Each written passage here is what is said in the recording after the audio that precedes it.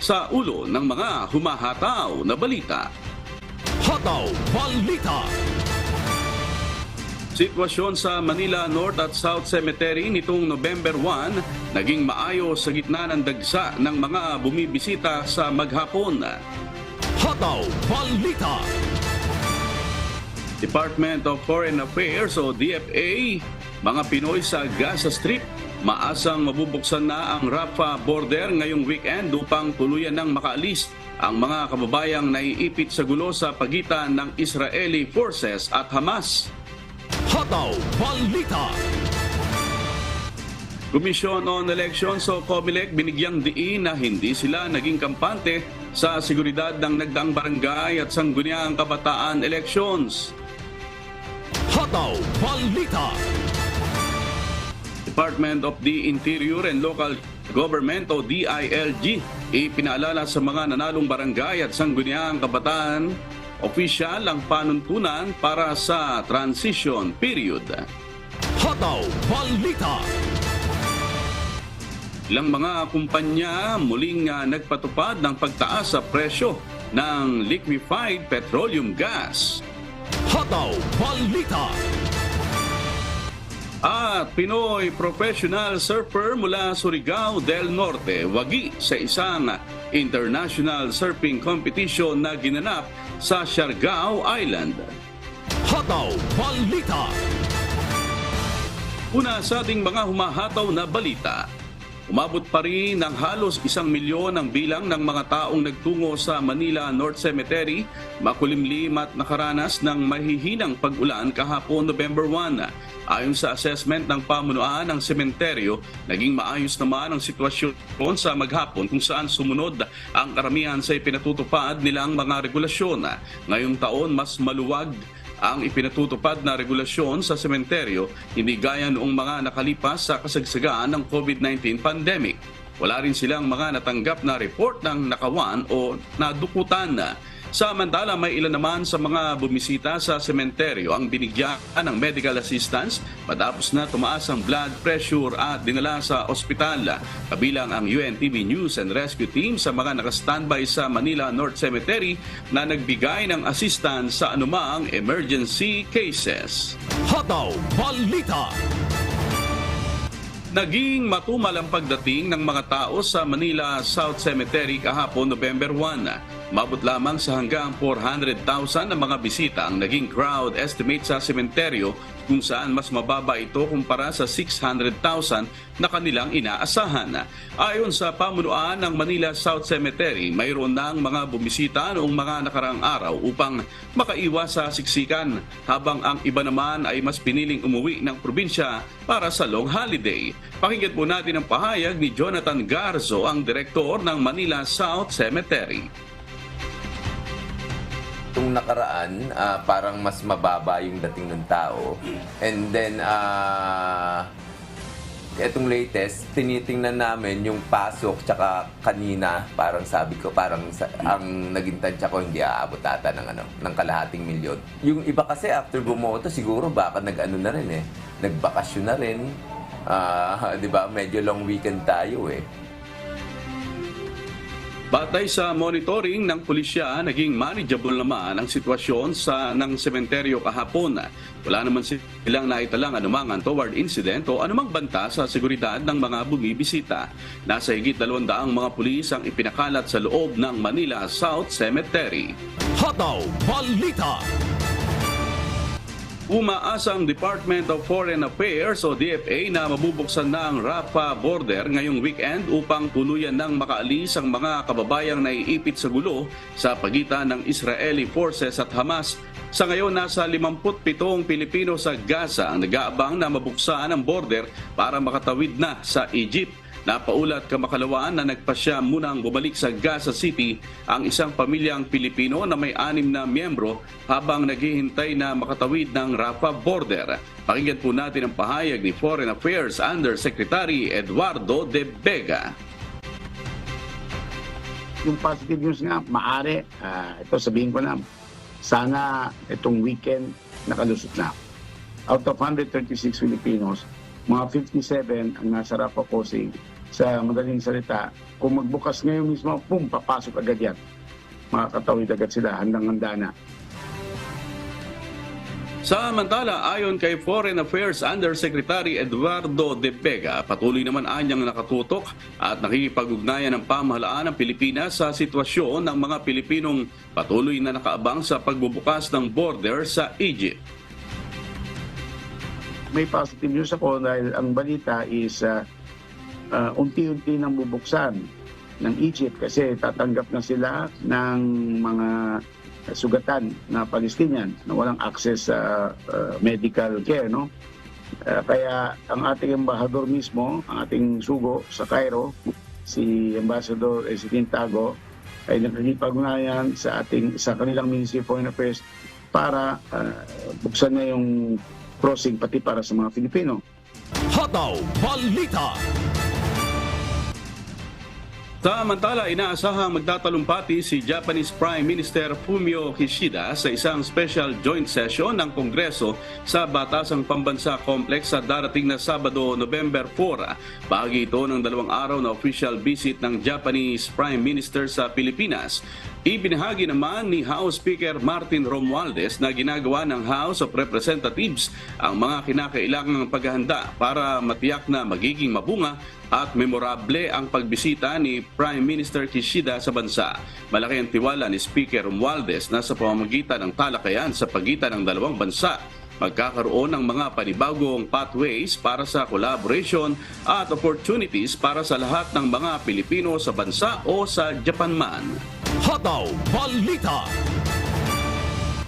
Binigyang diin ng Commission on Elections o COMELEC na hindi sila naging kampante sa seguridad ng nagdaang barangay at sangguniang kabataan elections. Hindi kahit na nagkaroon ng mga election-related violence o karahasan o halalan. Ayon sa COMELEC, ginawa nila ang lahat ng paraan sa pangunguna ng mga otoridad para matiyak na magiging ligtas ang eleksyon.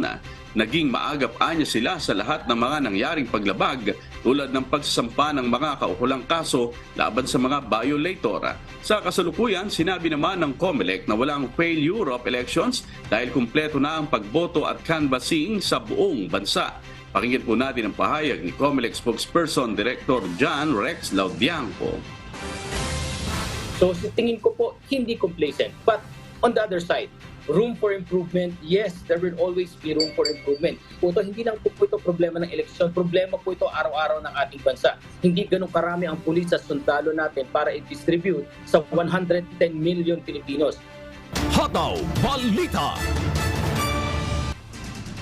Ipinaalala ng Department of the Interior and Local Government o DILG sa mga nanalong barangay at sangguniang kabataan opisyal ang panuntunan para sa transition period na kailangang maisagawa matapos ang kanilang proclamation at panunumpa.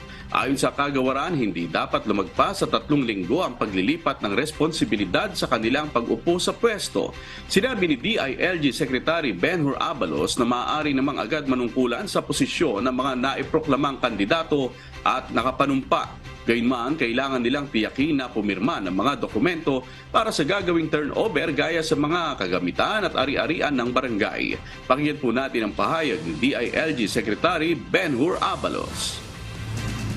Ina-warningan ko naman din yung mga uupo, please sign the turnover documents. This is very, very important. Baka sabihin, yung computer iniwan ko eh. Yung pala, wala naman pala. Diba? Iniwan ko na yung mga pera dyan eh. Magturuan kayo bandang huli. Sang-ayon naman ang COMELEC sa panahong ibinigay ng kagawaran. Pakinggan po natin ang pahayag ni COMELEC spokesperson Attorney Rex Laudianco. Ang inaasahan po namin kasi talagang gustong-gusto lang magsilpo ng ating mga barangay officials. Maganda rin po yung 3 weeks kasi sufficient time po yan na maiayos lahat. Alam naman po natin, hindi rin madali mag-inventaryo, hindi madali mag-ayos ng finances. Meron po kasi sariling finances ang ating mga barangay. At maasahan po natin yan, in 3 weeks time, talaga pong matatapos na dapat ang lahat ng transition po na magagawa. Hataw Balita. Ipinaliwanag ng Department of the Interior and Local Government o DILG na alinsunod sa batas, responsibilidad ng mga newly elected sangguniang kabataan opisyal na sumailalim sa mga seminar sa loob ng 15 araw matapos ang halalan o hanggang November 14 bago ang kanilang pag-upo sa pwesto. Kabilang sa pag-aaralan ng mga bagong opisyal ng SK ang decentralization ng local governments, SK history, planning at budgeting at code of conduct and ethical standards para sa public officials. Imomonitor ng kagawaran ang nasabing mandatory seminar katuwang ang National Youth Commission o NYC. Pakinggan po natin ang pahayag ni DILG Secretary Benhur Abalos. They cannot assume office unless they have undergone this kind of this is mandatory. Kung hindi ka attend, you cannot. Importante kasi baka kung ano-anong gawing planning, baka magkamali, mga bata ito eh. Hataw Balita. Hindi nakakuha ng sapat na boto sa mga Bulakenyo para maging highly urbanized city ang syudad ng San Jose del Monte, Bulacan. Nangangahulugan ito na hindi pabor ang karamihan sa mga mamamayan na gawin ang pagbabago sa status ng kanilang bayan. Si Nestor Torres humahataw. Hataw Balita. Tutol ang mas nakararami na maging highly urbanized city ang syudad ng San Jose del Monte, Bulacan. Nagwagi ang NOSAYES sa isinagawang proclamation alas 3 ng madaling araw kahapon. Batay sa resulta ng Provincial Plebiscite Board of Canvasser, sa no vote ay may total na 820,385. Sa yes votes naman ay 620,707. 199,678 ang labang sa boto ng no sa yes sa 7 distrito sa Bulacan. Sa lahat naman ng syudad at munisipalidad sa Bulacan, ang may kawaid lang ang nakakuha ng maraming yes vote kaysa sa no vote. Samantala, ayon kay Commission on Elections, COMELEC Chairman Attorney George Erwin Garcia, nasa 70 to 80 million ang nagastos sa plebisito sa HUC na isinabay sa Barangay at Sangguniang Kabataan Elections o BSKE. Kung ibinukod anyang HUC sa BSKE, ay gagastos ang COMELEC ng 230 million. Alam nyo kasi medyo magastos din ang pag-hold ng isang plebisito. Hindi po yun barya-barya lamang sapagkat katulad po nito, napakaswerte na lamang dahil katulad po ng pag-hold natin ng plebisito ng San Jose del Monte, na isabay po kasi sa barangay and SK elections. Samantala, may reaksyon naman ang ilan sa botante sa naging resulta ng HUC. Siyempre, masaya kasi no yung binoto ko. Tapos mas maganda na intact pa rin yung Bulacan, yung nandun pa rin sa loob yung San Jose del Monte. Kasi unang-una, siyempre sabihin natin yung fund, yung pag-unlad ng Bulacan. Ayoko pong ang San Jose del Monte, ayoko mapunta po sa Manila dahil yun pang Bulacan na po yan eh. Kasi liliit ng aming sa Bulacan, makaiwalay po sa Bulacan yan. Pangit po. Samantala, hindi man pinalad ang San Jose del Monte na maging highly urbanized city, ay pwede pa rin naman sila na mag-apply sa susunod dahil pumasa naman sila sa hinihinging requirement. Ang kailangan lang ang buong probinsya pa rin ang bumoto at hindi lang ang mga taga San Jose del Monte. Yung nagtatanong kung bakit buong probinsya ng Bulacan ang boboto, sapagkat may desisyon po ang Korte Suprema sa kaso ng Umali versus COMELEC na kung saan ang sabi ng Supreme Court, dahil nga sa maapektuhan yung buong constituency, maapektuhan yung mismong land area, at the same time yung mismong era o yung income ng probinsya, and therefore kinakailangan yung buong probinsya ang boboto. Diyos ang aming sandigan, serbisyo publiko ang aming pinahahalagahan. Nestor Torres, humahataw! Hataw Balita. Oy, baan news mo sa mga consumer ng liquefied petroleum gas o LPG. Dahil sa ika-4 na magkakasunod na buwan, muling nagpatupad ng pagtaas sa presyo ng LPG ang ilang mga kumpanya. Simula kahapon, November 1, opisyal na ang epektibo ang pagtaas sa presyo ng Regasco LPG. Tumaas ito ng 50 sentimos kada kilo. Samantala sa mga Solane at Petron, may dagdag na 45 sentimos ang kada litro nito. Ito'y nangangahulugan na mayroong dagdag na sa mahigit 4 na piso hanggang 5 piso sa presyo ng regular na 11 kilogram LPG tank. Hataw Balita. Sa iba pang balita, sa pagtaya ng Bangko Sentral ng Pilipinas o BSP, posibleng umabot sa 5.1 hanggang 5.9% ang inflation rate o ang antas ng pagtaas ng presyo ng mga pangunahing bilihin at serbisyo sa bansa para sa October 2023. Ayon sa BSP, naging pangunahing dahilan dito ang mas mataas na presyo ng kuryente, LPG, mga prutas, gulay at ang pagtaas sa pamasahe sa jeep. Maaari namang makakontribute sa downward price pressures ang mas mababang presyo ng bigas, karne at gulay, gayon din ang pagbaba sa presyo ng produktong petrolyo. Mabot sa 6.1% ang inflation noong September, bunsod ng mataas na presyo ng pagkain, partikular na ng bigas ayon sa Philippine Statistics Authority o PSA. Mas mataas ito sa 5.3% inflation na naitala noong August 2023. Hataw Balita. Umabot na sa mahigit 3 milyong individual na apektado ng krisis sa bansa ang napagkalooban ng iba't ibang tulong ng Department of Social Welfare and Development mula buwan ng Enero hanggang buwan ng Setyembre ngayong taon. Si Jerry Galicia, humahataw. Hataw Balita. Nasa 3.8 milyon na benepisyaryo ang nakatanggap ng ayuda sa Department of Social Welfare and Development mula noong January hanggang September 2023. Sa pamamagitan nito ng programa ng DSWD na Assistance to Individual in Crisis Situation o AICS program sa buong bansa. Iba't ibang tulong na rin ang naipamahagi ng kagawaran sa ilalim ng naturang programa gaya ng educational, medical, transportation, boreal at food assistance ng Central Office ng DSWD at sa iba't ibang rehiyon. Naging instrumento ang AICS program sa pag-abot ng iba't ibang ayuda o tulong para sa mga individual at pamilya na kinakapos sa pangangailangan. Bukod pa riyan ang pagkakaloob ng Hot Meals, Family Food Packs o FFP, assistive devices at maging ang psychosocial support sa mga benepisyaryo. Base sa tala ng ahensya, mahigit 1.7 milyong kliyente ang natulungan ng psychosocial support na sinundan ng food aid na mayroong 1.4 milyong kliyente at medical aid na umabot sa 1.1 milyon ang napagkalooban. Mas mataas ang bilang ng mga individual na natulungan kaysa aktual na bilang na inaasa ng DSWD sa ilalim ng AICS program tuwing ikatlong buwan. Batay na rin ito sa direktiba ng Pangulong Ferdinand Marcos Jr. noong pang-unang State of the Nation address na nakaraang taon na paramin ang bilang ng mga kliyenteng matutulungan ng programa. Ipinag-utos na rin ni DSWD Secretary Rex Gatchalian sa mga concerned department officials na dalhin ang AICS program na mapalapit sa mga mas maraming kliyente sa pamamagitan ng paglalagay ng satellite offices. Sa ngayon, may AICS processing area na sa Caloocan City, Parañaque City, Pasig City, San Jose del Monte, Bulacan at Montalban sa Rizal.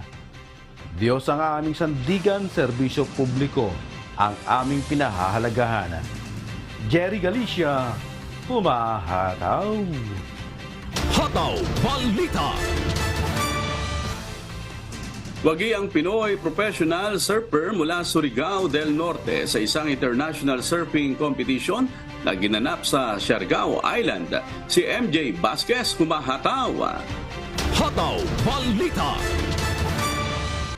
Itinanghal na kampiyon ng Filipino professional surfer na si John Mark Tocong sa katatapos lang na 27th Siargao International Surfing Cup na ginanap sa Cloud9 General Luna, Siargao Island, Surigao del Norte. Tinalo ng 27 anyos na Pinoy surfer ang mga professional surfer niyang katunggali mula iba't ibang bansa kung saan pinagharian nito ang men's division. Dahil sa panalo, muli siyang itinanghal bilang back-to-back champion sa naturang kompetisyon. Samantala, wagi naman sa women's side ang Japanese surfer na si Anon Matsuka at nakakuha rin ng pwesto para sa World Surf League Challenger Series sa 2024. Ang annual surfing competition na ito ay nilahukan ng mahigit 100 mga surfer mula sa iba't ibang bansa, kabilang ang Pilipinas, Japan, Indonesia, Australia, Sweden at Spain. Sinuportahan ito ng Department of Tourism at naglaan ng 1.5 milyon na pondo para rito. Maliban sa international sports activities, nananatili ang isla bilang isa sa mga dinarayong tourist attraction sa bansa kung saan pasok rin ito sa top 10 best islands in Asia sa Traveler's Reader's Choice Award 2023. Diyos ang aming sandigan, serbisyo publiko ang aming pinahalagahan. MJ Vasquez, Humahataw. Hataw Balita. Oras alas 5:30 na po ng umaga at sa pagpapatuloy ng Hataw Balita Pilipinas. Ginawaran ng pagkilala ng Bureau of Jail Management and Penology Plaridel Chapter sa Bulacan ang nagawang pangangaral at public service na nagawa ng Members Church of International sa mga Persons Deprived of Liberty o PDL. Si Nestor Torres, Humahataw. Hataw Balita. Matinding kalungkutan at kahirapan na malayo ng matagal sa piling ng mahal sa buhay. Ito ang damdamin ng 60 person of deprived of liberty o PDL na nakapiit sa Plaridel Bureau of Jail Management and Penology o BJMP.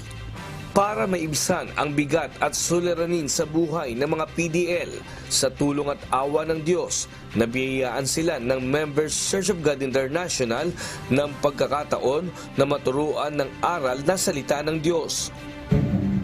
Para sa akin po, malaki po yung pagbabago po para po sa sarili ko. Kasi sa kanya ko po tinutuon yung mga hindi ko po nagagawa sa labas. Dito po ako nabibigyan ng oras upang makinig sa mga salita ng Diyos. Mas lalo ko pong nilalapit yung sarili ko sa Kanya para po maituwid yung mga pagkakamali kong nagawa. Bukod sa pakikinig ng mga salita ng Diyos, malaking tulong din sa mga PDL ang libreng pagkain na natatanggap nila sa MCGI at gamit kabilang na ang ibinigay na projector. Dami po silang nagdudulong. Lalo po sa akin na nababago ko po yung sarili ko. Dahil po sa MCGI, pakikinig po sa salita ng Diyos. Dahil po kami natatanggap, halos lahat po ng nakakulong dito ay nakatanggap po ng pagkain sa MCGI.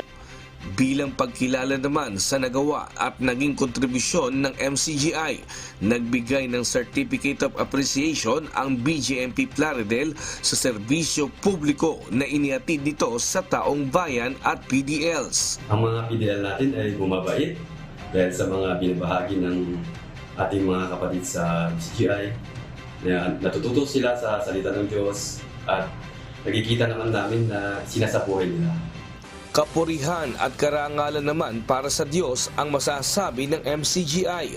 Sa awat tulong niya, magtutuloy-tuloy lang ang adhikain ng kapatiran na makagawa ng mabuti. Ang MCGI ay lagi nagpapasalamat sa Panginoon sa pagkakaroon natin ng mga pagkakataon gaya ng ganito na makatulong sa mga programa ng ating pamahalaan, partikular dito sa BJMP. Mga programa na sa ikabubuti ng ating mga kapwa-tao, yung mga PDLs, at yung mga nangungunan dito sa facility na ito. Tayo ay grateful na meron tayong ganitong pagkakataon ng mga gawa. Dahil naniniwala tayo ang paggawa ng mabuti ay isang obligasyon. It's not an option, hindi obligasyon sa ating mga kapwa-tao. Kaya tayo po ay patuloy na nakikisa sa awa at sa tulong ng Panginoon sa anumang maaari natin magawang mabuti para sa ating mga kapwa-tao. Diyos ang aming sandigan, serbisyo publiko ang aming pinahahalagahan. Nestor Torres, Humahataw! Hataw Balita. Ayan, sa iba't ibang bahagi ng bansa, ginagawa po yan ng MCGI o Members Church of God International. Samantala, gumagamit na ng bangka ang mga pumupunta sa St. Rafael Cemetery sa Macabebe, Pampanga dahil sa baha. Samantala, halos 500 buto naman ng mga inilibing inilipat na sa ibang sementeryo. Si Leslie Widem, Humahataw. Hataw Balita. Kanya-kanyang diskarte ang ginagawa ng mga Kapampangan. Madalaw lang ang mga puntod ng kanilang mga mahal sa buhay, gaya na lamang ni Lita Calara, na umuwi pa ng Pilipinas mula sa United States of America.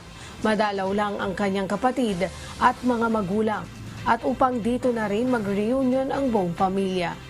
Kasi po, mas importante yung kasama mo yung mga magulang mo. Na ano po yung pakiramdam, yung kalooban namin pag nandito kami, naalala namin sila nung buhay pa sila, pinagkukwentuhan namin. Ang mag-ama namang ito, mas pinili na ibigay ang buong araw nila para lang makasama ang puntod ng mga yumao nilang kamag-anak. Siyempre, ngayon mo lang makakasama sila, di ba?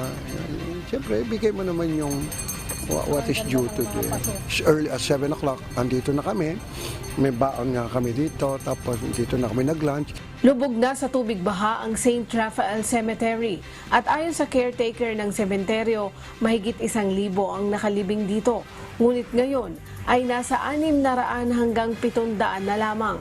Nandito tayo ngayon sa St. Raphael Memorial Park dito sa Macabebe, Pampanga, kung saan makikita natin itong sementeryo, no, yung mga puntod. Lubog na sa tubig baha. Ang ginagawa ng mga kababayan natin dito para makadalaw sa kanilang mga mahal sa buhay, gumagamit nitong bangka dahil wala ng means of transportation o kaya hindi pwedeng maglakad dahil sa sobrang taas ng tubig. At ang ginagawa naman ng iba, pinalilipat yung mga buto ng kanilang mga mahal sa buhay sa ibang mga sementeryo. Si Aling Susana, nagbangka pa upang makapunta sa puntod ng kanilang kamag-anak. Siyempre po, minsan lang po sa isang taon yan eh. Hindi po namin pinuno po, 53. Baka po ilipat nila pag dumating sila. Yung mga buto nila. Kasi baka na po dyan. Si Aling Candida Malyari naman ayaw ilipat ng ibang puntod ang kanilang mahal sa buhay dahil halos nasa 100,000 piso ang nagasto sa lupa pa lang kung saan nakatayo ang nicho. Ay, hindi na siguro. Sayang din ito. Tsaka malapit lang kami. Diyan lang kami sa kabilang baryo. Kung alis ka pa dito, sayang naman yung pinaghirapan nilang biniling. Malapit lang kami. Diyan lang kami sa Santo Niño. Bago mag-November 1, aabot na sa kulang 500 ang buto na nailipat sa ibang sementeryo. Sana mahukay yung mga ilog para yung tubig naman po maalis yung mga yung mga nakabara. Kasi mga bara yan eh. Yung pag pumunta ka banda ron po, nakita nyo yung pispan, pantay lahat. 4 na pispan kami, pantay yan. Hindi ka makapagpalabas ng tubig. Pag nakapagpalabas ka ng tubig, masisira yung pilapil. Doble gastos pa kami. Diyos ang aming sandigan, serbisyo publiko ang aming pinahalagahan. Leslie Widem, humahataw! Hataw Balita! Naglagay na ng mga tauhan ng Philippine Coast Guard o PCG Masbate para sa Baywatch duty o magbabantay sa mga turista na mamamasyal at maliligo sa Buntod Sandbar ngayong long holiday. Ito para maiwasan ang mga insidente ng pagkalunod sa mga naliligo sa dagat. Mula sa Masbate City, si Jerry Galicia, humahataw live. Good morning, Jerry. Marami na bang mga turistang namamasyal dyan?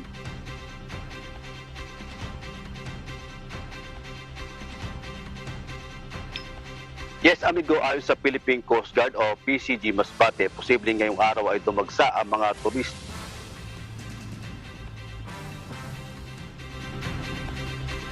Partikular na sa Buntod, Sandbar, and Marinsang. Nagdala ng isang team na binubuo ng 9 na tauhan ng Philippine Coast Guard o PCG Masbate sa Baywatch duty ang magbabantay sa mga beach, partikular dito sa Buntod Reef, Marine Sanctuary, and Sandbar. Mula pa kahapon sa sagawa ng monitoring at pagbabantay sa Buntod Beach ang mga kawani ng PCG at maging sa mga baybayin nitong siyudad ng Masbate. Ito ay upang maiwasan ang mga kaso ng pagkalunod ng mga turista na namamasyal at naliligo sa isla lalo sa pagpapatuloy ng long holiday. Nagpaalala naman ang pamunuan ng PCG Masbate sa mga turista na huwag maliligo sa lugar na pinagbabawal dahil may malakas na current doon. May patrol boat o floating assets din ang Coast Guard na nakaantabay sa Buntod Sandbar. Tatagal hanggang Sabado at Linggo pagbabantay ng PCG Masbate sa lugar dahil ito ang panahon kung saan dagsa mga turista dito sa beach. Bukod sa mga kawan ng PCG, may samahan din ang nagbabantay at maalalay sa mga turistang tarayo sa malakristal na tubig at puting buhangin ng Sandbar. Kabilang na rito ang samahan ng Puros Sinalikway o Sama Pusi o dating mga nag-illegal fishing pero sa ngayon ang tagang pangalaga na ng karagatang sakop ng siyudad ng Masbate. Yan muna ang balita. mula dito sa Masbate City. Balik sa iyo, amigo. Oo, at mukhang maganda ang panahon dyan, Jerry. Hindi maalon yung dagat. At mas marami bang mga turistang dumarating pagka ganitong panahon kesa pagka summer, Jerry? Yes, amigo, sa ganitong panahon ay ngayong long holiday, may mga dumadag sa mga turista na gustong mamasyal at maligo, partikular dun sa mga magaganda at malakristal na tubig na beach resort, lalo na dito sa Buntod Sandbar and Marine Sanctuary na talaga dinarayo ng mga kababayan nating turista, amigo. Oo, magkano ba ang bayad pagka pupunta dyan, Jerry? Sakaling merong mga magkaroon ng interest na nanonood sa atin na pasyalan niyang beach na yan, Jerry. Yes, amigo, sa halagang 40 pesos yung entrance fee na binabayaran doon sa mula doon sa Masbate City, patakahalaga naman ng 1,400 para naman doon sa 20 turista na sasakay patawid doon sa Buntod Sandbar ng Marine Sanctuary, amigo. Ba, murang-mura lang pala at abot kayang halaga. Sige, maraming salamat, Jerry Galicia, nag-uulat ng live mula sa Masbate City.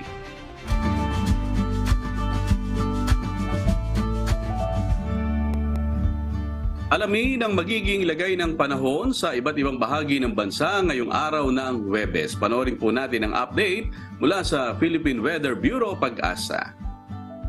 Patuloy pa rin ang epekto ng shear line at amihan sa malaking bahagi ng Northern Luzon at Central Luzon. Kagabi po ay tuloy pong nalusaw itong binabantay nating low pressure area sa bandang Isabela. At kasalukuyan po, wala po tayo nakikitang panibagong low pressure area o bagyo sa Dagat Pasipiko, lalo na po sa loob ng ating Philippine Area of Responsibility. At sa ating magiging lagay na panahon ngayong araw, magiging maulan na panahon ang inaasa po natin sa malaking bahagi ng Northern Luzon, lalo na po sa silangang bahagi nito, kasama ang lalawigan ng Quezon. Kaya paalala po sa mga kababayan po natin na patuloy pa rin tayong mag-ingat dahil sa pag-ulan na posibleng magdulot ng pagbaha o pagguho ng lupa. Sa lalabing bahagi po ng Luzon kasama ang Metro Manila ay makakaranas po tayo ng maganda at maliwas sa panahon kung saan ay magiging bahagyang maulap hanggang sa maulap ang papurin. Maliban lang po sa mga sandaling pag-ulan o biglaang buhos sa ulan dahil sa thunderstorm. Sa Visayas at Mindanao, nang inyo makikita ay fair weather po tayo o maganda at maliwas sa panahon ngayong araw.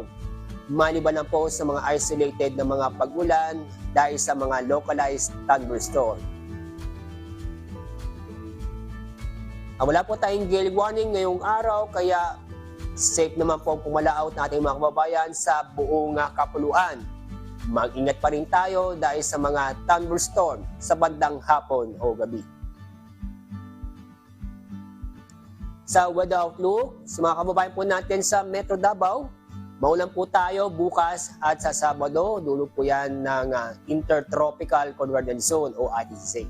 Kaya mag-ingat po tayo dahil sa pag-ulan na posibleng magdulot ng mga pagbaha o pagguho ng lupa. Sa lalabing bahagi o sa lalabing lugar, sa mga pinilunggar po sa Pilipinas ay fair weather po tayo, maliban na po sa mga isolated na pag-ulan. Ang araw po sikat, mamaya pong 5:52 ng umaga. Ang araw luwag, mamaya pong 5:28 ng hapon. At napanood po natin ang update mula kay Pag-asa Weather Specialist Alzar Aurelio. Tandaan, sa bawat araw na ating nasisilayan, tayo'y magpasalamat sa Diyos na may lalang. Hataw Balita. Inanunsyo ng Korte Suprema ang plano nitong magsagawa ng National Summit upang mapaluwag ang mga piitan sa bansa. Sa pahayag ng Supreme Court, isasagawa ang National Jail Decongestion Summit sa pakipagtulungan ng Justice Sector Coordinating Council na kinabibilangan ng Supreme Court, Department of Justice at DILG.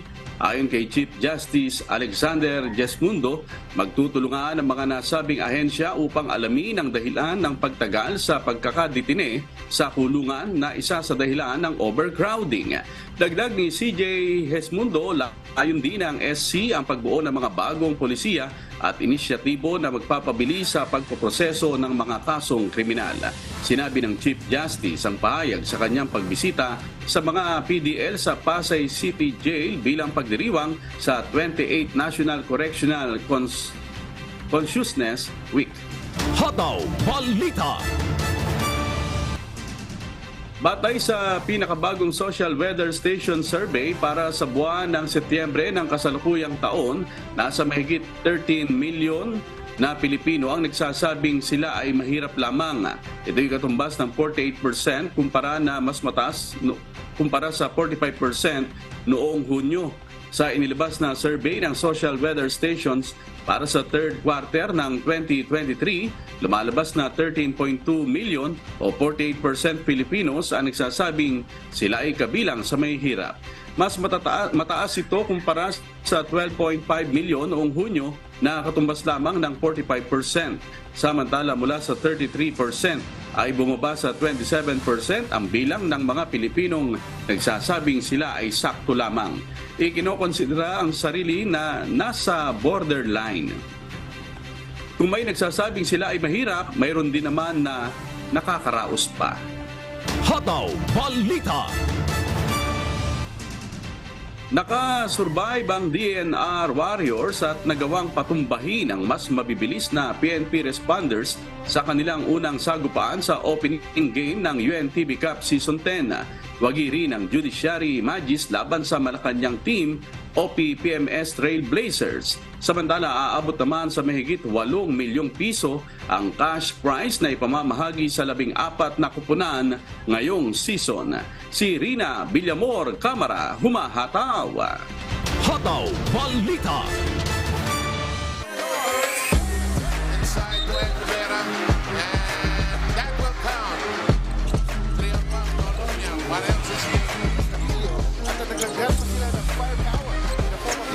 Kapwa nakuha ng DNR at Judiciary Magis ang unang panalo sa opening day game sa UNTV Cup Season 10.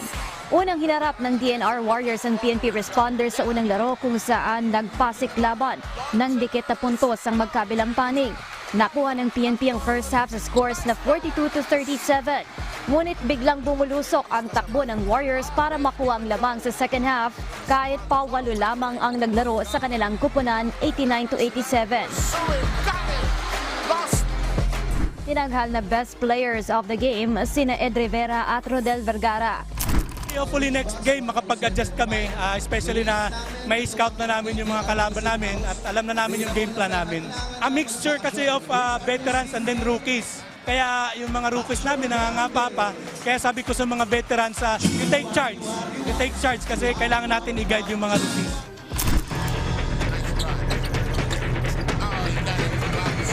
Sa ikalawang laro, nagharap ang Judiciary at OPPMS kung saan dinominahan ng Magis ang Trailblazers.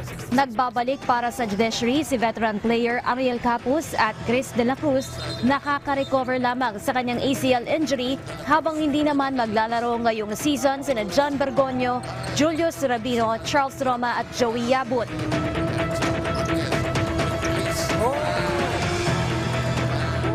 Best player of the game si Chester Tolomia na naging parte din ng Mythical 5 noong nakaraang season.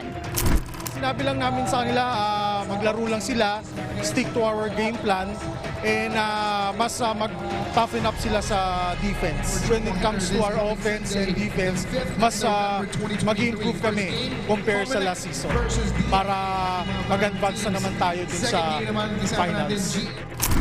Ang Judiciary at OPPMS ay parehong nasa Group A kung saan maglalaro din ang NHA, GSIS, Ombudsman, SSS at DOJ. Habang nasa Group B naman ang mga kupunan ng AFP, PNP, Senate, DNR, DA, COMELEC at DFA.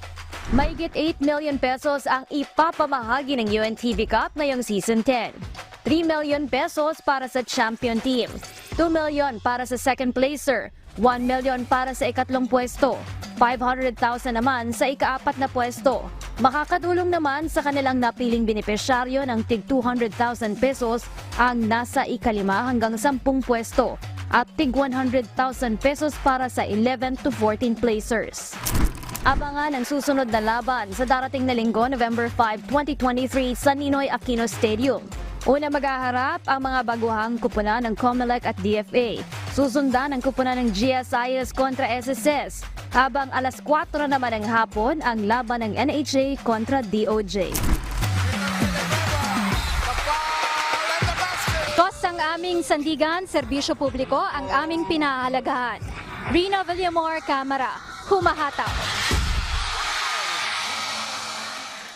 Hataw Balita. Inilabas na ng KDR Music House ang isang bagong OPM song na paniguradong madaragdag sa playlist ng music lovers. Ang awiting pinamagatang Manghuhula ay komposisyon ng Davao City-based band na Midsummer. Si Gladys Tuabi humahataw. Hataw Balita. Muli tayong bubusugin ng KDR Music House ng isang new music na marahil marami ang matatamaan, ang Manghuhula. Ano nga ba ang meron sa awiting ito ng Filipino pop rock alternative band na Midsummer?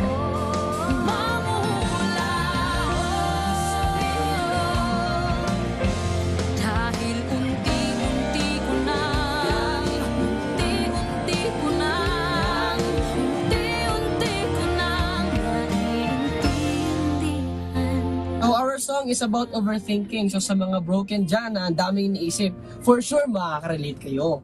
Ayon sa Davao-based band, ito ay patungkol sa isang pananaw o perspektibo ng isang babae na mayroong gut feeling na ang kanyang partner is having an affair dahil sa mga kilos na ipinapakita nito.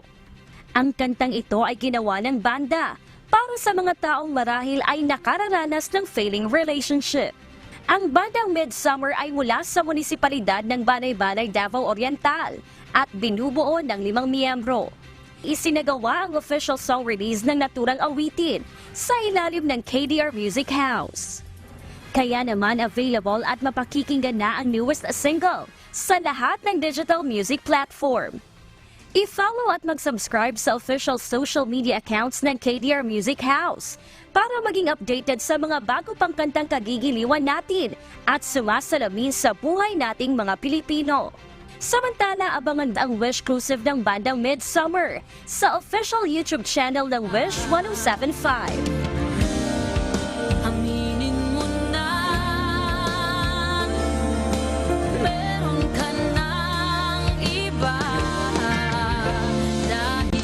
Ang aming sandigan, serbisyo publiko ang aming pinahahalagahan. Gladys Tuabi, humahataw! Hataw Balita. At sa atin namang shout out po kay Wilmar Jojo Bernados Jr., kay Adderly Rumitman, happy birthday. Ayan, at kay Brother Jassy Bertalia and family, salamat po sa Diyos. At kay Efren Nelia ng Italy, suki din po natin dyan. Tsaka yung Tito Atoy ko and family. Meron din si Louie Lepanya ng Nagcarlan, Laguna. At sa ating Facebook viewers, nandiyan po sila Hener Aliparo, Suset Golingo, Pancho Tadeo, Merlina Rivera. Yan lang po yung mga ilan, ano? At ganoon din sa YouTube, andyan yung mga suki din natin, sila Elena Yang, Emma Chikuhara ng Japan, Ron Cunanan, Simplicio Loyola, Cesar Martir, Jose Manyalak, Jade Repolona. At syempre sa buong Pilipinas at sa iba't ibang panig ng mundo. Ganoon din sa mga tagapakinig ng Hataw Balita Pilipinas sa Radyo La Verdad 1350. At kami po nag-aanyaya sa darating na November 6 para po sa isasagawang opening ng mass indoctrination ng MCGI sa official MCGI social media accounts. Kabilang po ang MCGI channel, ang official YouTube channel ng Members Church of God International. Patuloy rin po namin kayong inaanyayahan na makiisa sa Global Prayer for Humanity tuwing Lunes hanggang Biyernes, alas 9:30 ng gabi. Ito po'y nakastream ng live sa lahat ng MCGI social media accounts. Ang Global Prayer for Humanity ay bukas po sa lahat, anuman ang inyong relihiyon o lahi. Mga kasambahay, kung meron po kayong balitang hindi ninyo napanood o kaya ay may nais kayong muling panoorin sa Hataw Balita Pilipinas, bisitahin lamang po ang aming mga official social media account. I-like at i-follow ang UNTV News and Rescue Facebook account at i-click ang subscribe button sa UNTV News and Rescue YouTube channel. Mapapanood niyo rin po rito ang iba pang news programs ng UNTV, pati na ang iba pang videos na nag-iisang public service channel. Kaya subscribe, like, and share. At sa aming ibabahaging mga salita ng Diyos na ating sandigan, mula sa Kawikaan Kapitulo 22, talatang 8, siyang naghahasik ng kasamaan ay aani ng kapahamakan, at ang pamalo ng kanyang puot ay maglilikat.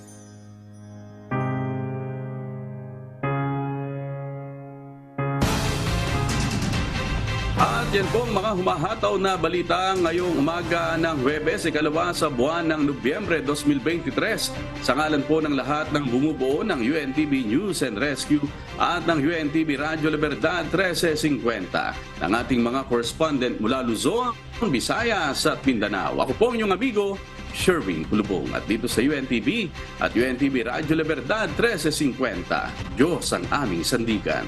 Serbisyo publiko ang aming pinahahalagahan. Susunod na po ang Good Morning Kuya. Salamat po sa Diyos at magandang umaga.